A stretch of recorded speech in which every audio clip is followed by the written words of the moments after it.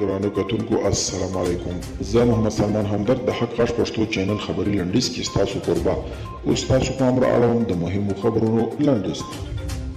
روغتیا وزارت وايي له اختر وروسته ښایي پر کرونا د اخته ناروغانو شمېر زیات شي. د افغانستان روغتیا وزارت له اختر وروسته په هیواد کې د کرونا ویروس د مثبتو پیښو له زیاتېدو اندېښنه څرګنده کړې.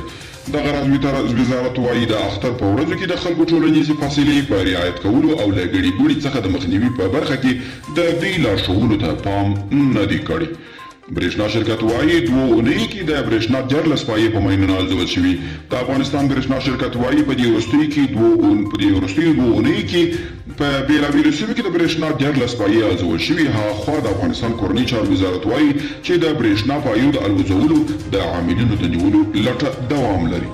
د دوستم پلویان وايي د فاریاب د نوي والي په توګه د محمد داوود ټاکنه نه منو. د عبدالرشید دوستم په مشرۍ د ملي اسلامي جنبش ګوند لسګونه پلویان پرون شنبې په ورځ د فاریاب لپاره د نوي والي د ټاکلو په غبرګون کې د ولایت د ودانۍ دروازه بنده کړه. او د امریکا په نیویارک ښار کې لسګونه کسانو د فلسطینیانو په ملاتړ لاریون وکړ. دوی د نیویارک میوزیم په مخ کې راټول شوي او د امریکا له حکومت څخه یې غوښتنه کوله چې اسرائیلو باندې خپل مالي ملاتړ ودروي.